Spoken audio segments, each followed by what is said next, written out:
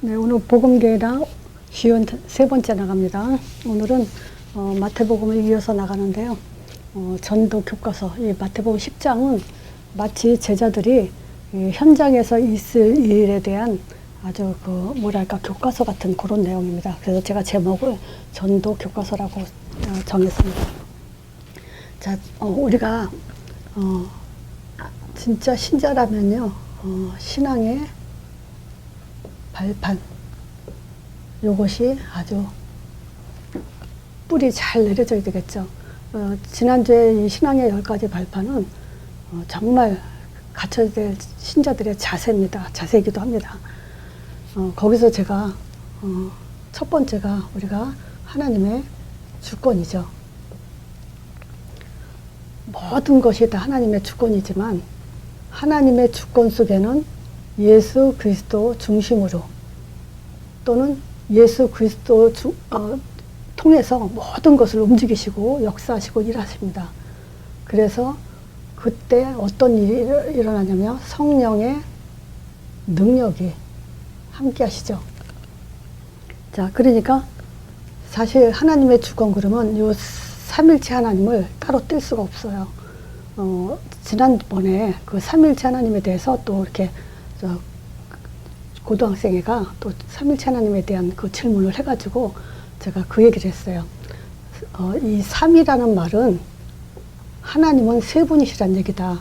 하나님과 아들과 성령 이렇게 세 분으로 계신 걸 삼이라 그런다. 근데 우리가 성경에서 하나님은 한 분이요 하잖아요. 그죠? 하나님은 한 분이요이기 때문에 이 삼일체를 이해를 못하죠. 그러면 한 분이란 말은 뭐냐면 요 세 분이신 하나님이 요 신성이 하나라는 거예요. 같다 이 얘기예요. 신성은 하나예요. 그래서 신성이 하나라는 의미에서 하나님은 한 분이에요 그렇게 얘기하는 거죠. 하나님은 세 분이세요. 근데 같은 신성은 하나로 같아요. 그래서 위엄과 권능과 권세와 영광이 동등하다는 거예요. 그리고 일체라는 것은 세 분이신 하나님이 함께 또는 동시에 그리스도의 일, 한 가지 일이라고 얘기하는데 이 그리스도 일을 같이 하세요. 그래서 절대 따로 일하는 법이 안 계세요. 없어요. 자, 그래서 삼위일체라고 얘기하는 거예요. 그래서 한마디로 말하면 예수 이름으로 이해가 돼야 돼요. 결론이 나야 돼요. 예수 이름. 요 예수 이름은 하나님 이름이잖아요. 하나님의 이름도 예수, 아들의 이름도 성령의 이름도 예수예요. 그럼 예수 이름으로 어떤 일이 일어나냐면 그리스도 일이 일어나요. 그래서 절대 따로 일하는 법이 없죠. 그래서 성령 충만 주세요. 사단 결박 이렇게 따로따로 하는 게 아니라 그랬죠. 성령, 예수 이름 부를 때 성령이 역사한다는 것은 흑암이 꺾이고 동시에 천사 사역이 일어나기 때문에 이 일은 동시성을 갖고 있어요. 그래서 이렇게 설명을 해주니까 좀 이해가 된다고 얘기하더라고요.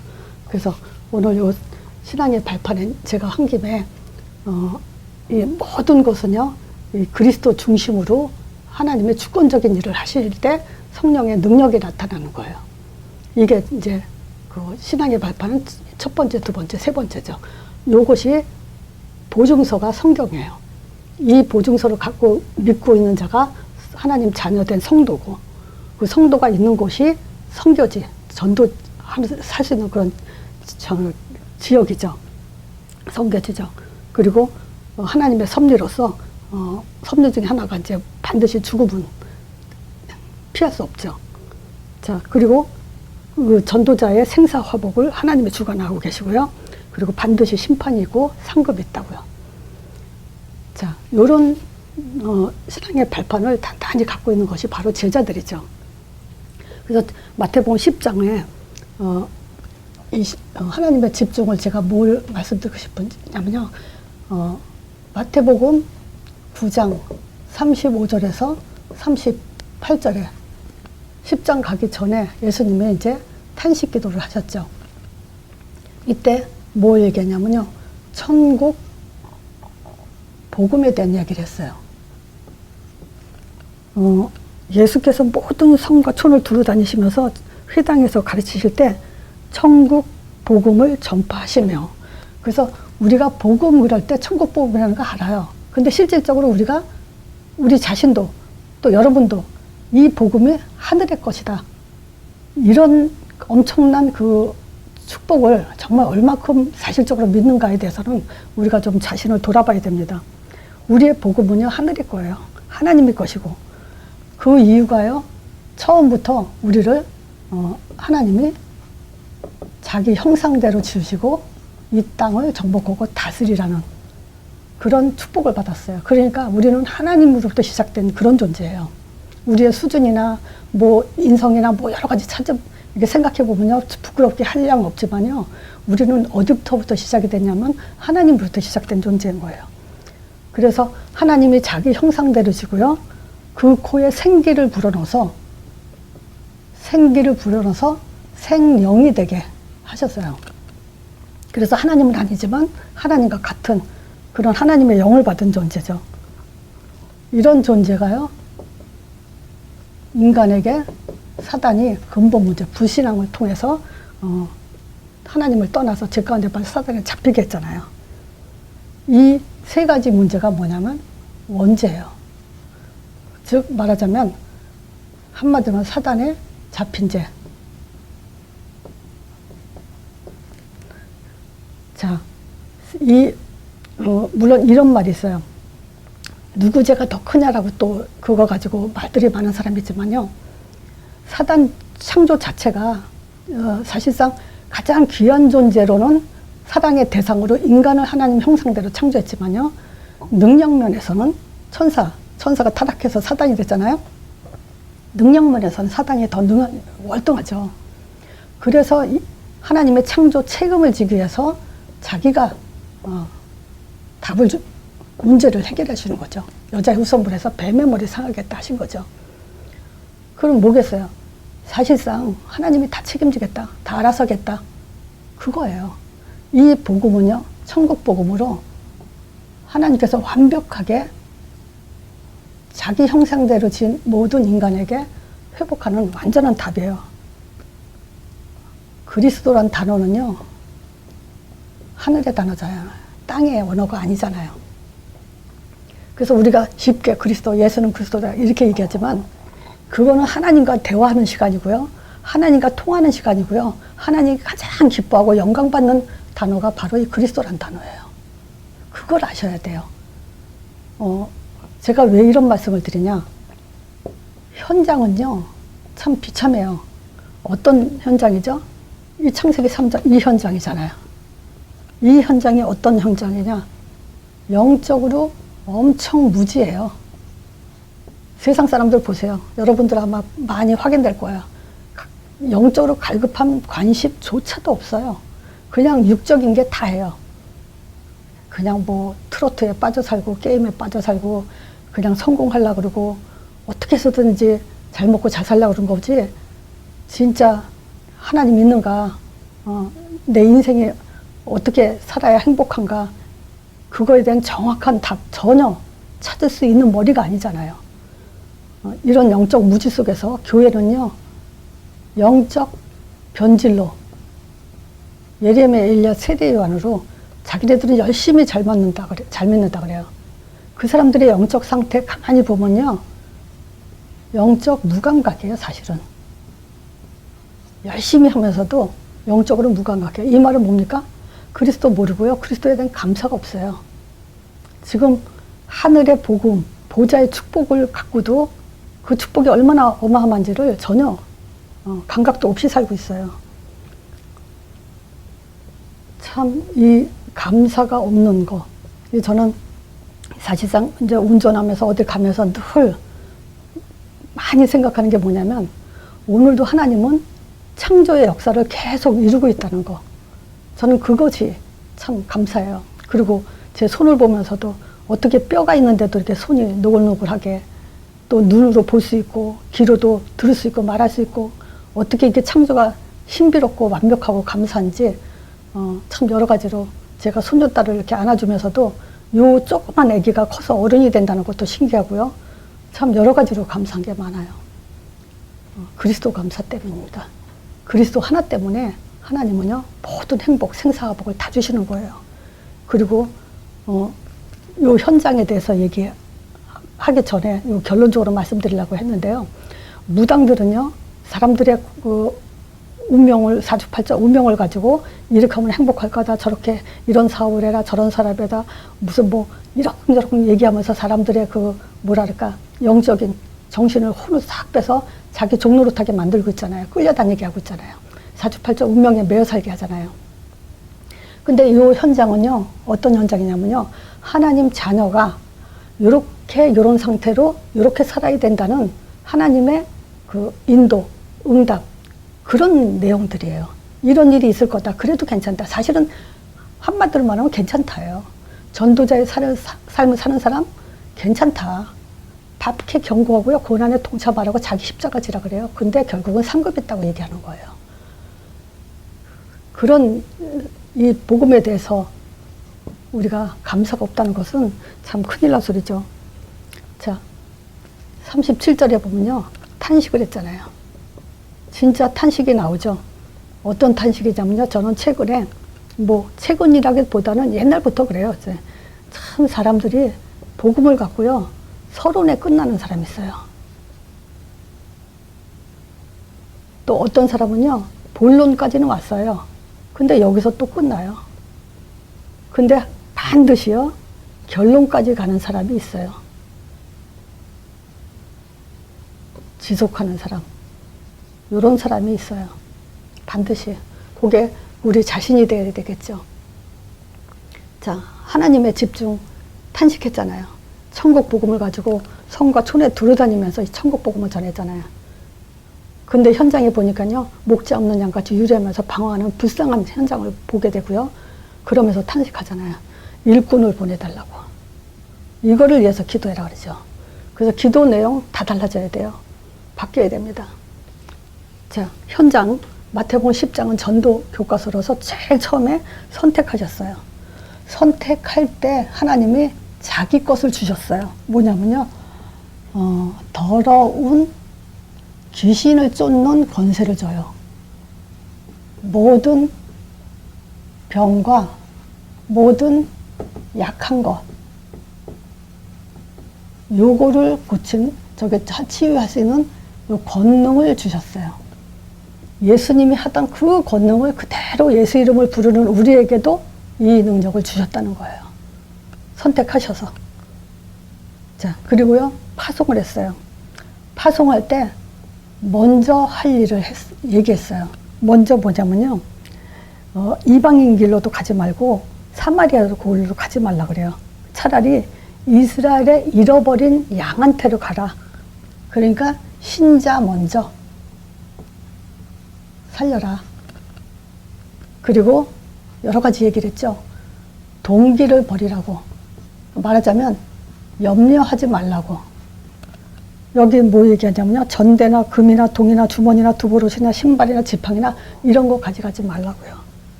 그리고 중요한 얘기는 뭐냐면 합당한 자가 있다는 거예요.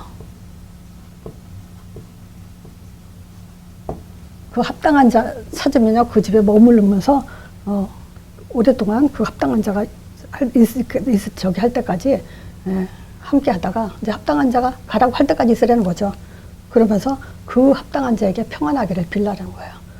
만약에 합당한 자한테 빌었는데 그 평안이 임할 자는 임하고 거절할 자는 오히려 그 평안이 너에게 임한다. 이제 이런 얘기까지 다 쓰죠. 그러면 반드시 이 복음에는 박해가 따라와요. 마치 이런 얘기를 하죠.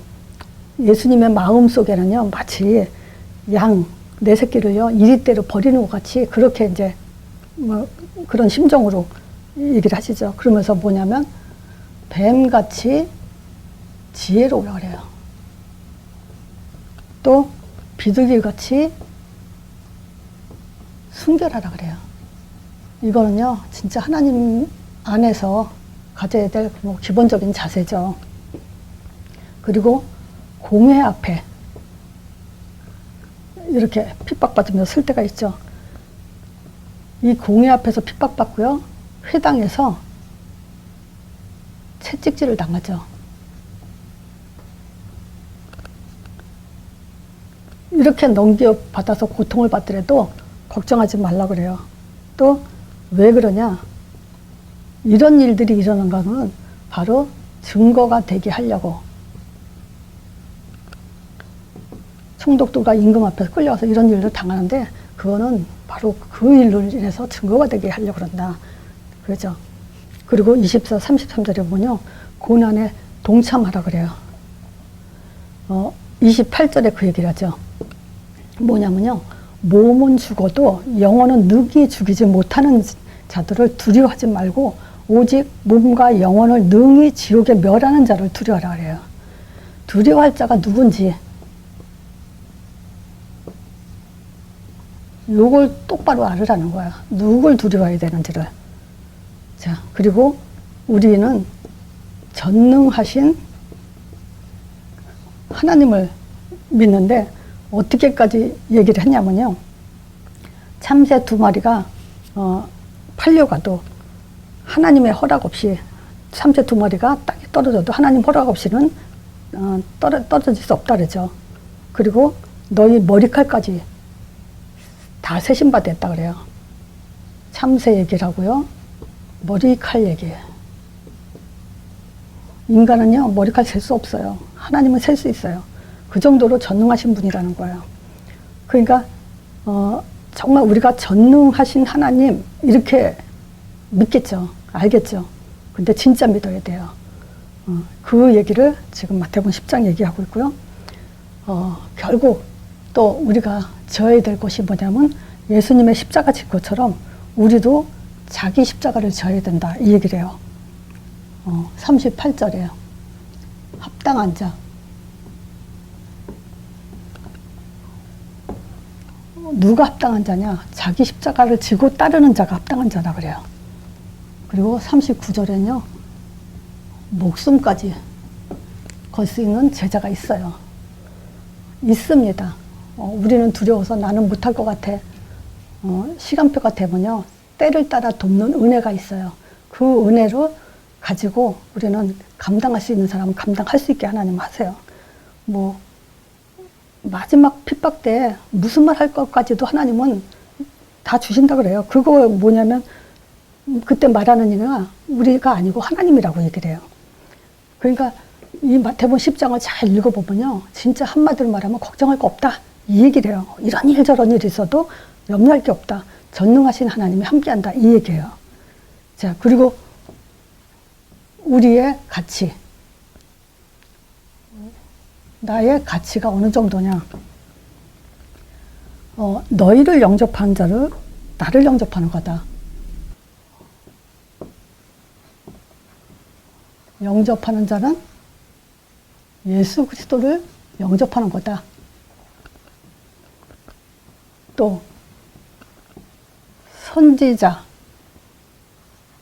선지자를 영접하는 자는 선지자의 상을 받을 것이고 의인을 영접하는 자는 의인의 상을 받는다. 이렇게 얘기를 해요. 그리고 반드시 42절에 상급이 있다는 거예요. 누구든지 제자 이름으로 소자 중에 하나라도 냉수에 한 것이라도 주는 자는 내가 진실로 너에게 이르노니 그 사람이 결탄코 상을 잃지 않는다 라고 얘기를 해요. 자, 그러니까 좀 전에도 말씀드렸지만 우리의 삶이 어떻게 살아야 되고 우리에게 어떤 일이 있을 거고 그럴 때는 하나님이 어떻게 하실 거고 그리고 어떤 길을 가야 되는지 우리의 인생에 대해서 말씀을 해주신 그런 내용이 마태복음 10장이에요. 자, 여기서 제가 참고로 말씀드릴 것은요. 하나님이 일하시는 방법이 있어요. 그게 첫 번째가 천국 복음, 말씀이에요. 하나님은 말씀으로 역사하시고 말씀으로 일하세요. 그리고 이 말씀을 받은 제자를 통해서 일하세요. 그 제자에게 성령이 역사해요. 이렇게 말씀과 제자와 성령의 사역으로 하나님은 일을 하고 계신 거예요. 그래서 이 지금 우리의 삶이 가장 중요한 것이 뭐냐면 진짜 정확한 말씀 개인화가 얼만큼 됐냐에 따라서 우리는 땅끝까지 진짜 땅끝까지 간다는 거는 메시지 없이는 갈 수 없어요. 한계가 와요. 메시지 준비가 된 것만큼 우리는 땅끝까지 갈 수 있습니다. 그리고 우리의 인생은 바로 이 현장, 요대로 우리에게 일어날 일, 또 일어났을 때 하나님은 어떻게 하실지에 대해서 미리 다 내용을 말씀해 주셨어요. 그래서 우리의 인생의 교과서다. 이렇게 보시면 됩니다. 이걸로 마치겠습니다.